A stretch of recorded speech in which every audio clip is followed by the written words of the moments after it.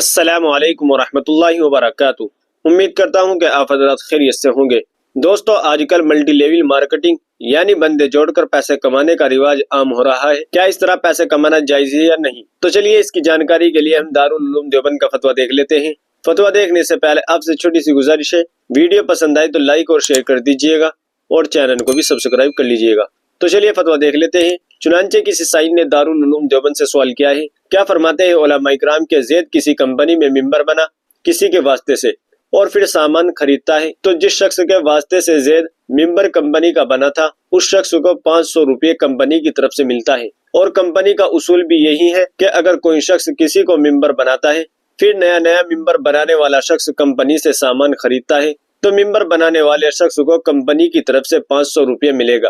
مثلا زید نے عمر اور بکر کو کمپنی کا ممبر بنایا تو زید کو 1000 روپے ملے گا۔ پھر عمر، خالد اور حمزہ کو ممبر بناتا ہے تو عمر کو 1000 روپے ملے گا، ساتھ ہی ساتھ زید کو بھی جس نے عمر کو ممبر بنایا ہے۔ اسی طرح اگر بکر بھی کسی کو ممبر بناتا ہے تو بکر کو بھی پیسہ ملے گا ہی، ساتھ میں زید کو بھی ملے گا۔ لیکن جب نیا ممبر بنانے والا شخص کمپنی کا کوئی سامان خریدتا ہے تب ممبر بنانے والے کو پیسہ ملتا ہے۔ صرف ممبر بنانے سے نہیں، اب جتنے بھی ممبر بڑھتے جائیں گے تو جو سب سے پہلے ممبر بنانے والا ہوگا اس کو بھی پیسہ ملے گا اور بالکل آخر میں ممبر بنانے والے کو بھی پیسہ ملے گا۔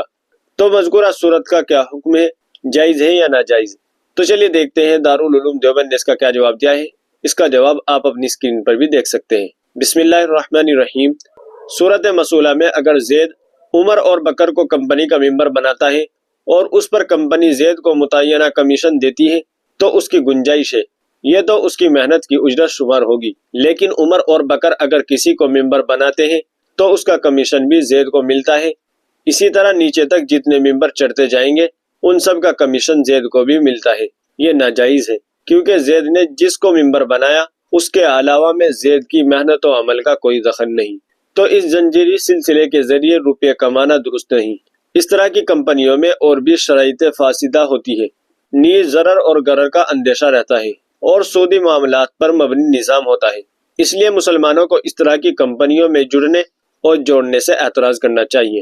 فقط واللہ عالم۔ دارالفتہ دارالعلوم دیوبند۔ ناظرین، امید ہے کہ مسئلہ آپ کی سمجھ میں آ گیا ہوگا۔ ویڈیو اچھی لگی ہے تو لائک کر دیجیے گا اور زیادہ سے زیادہ شیئر بھی کر دیجیے گا۔ تو چلیے پھر ملتے ہیں کسی دوسری ویڈیو میں۔ السلام علیکم ورحمۃ اللہ وبرکاتہ۔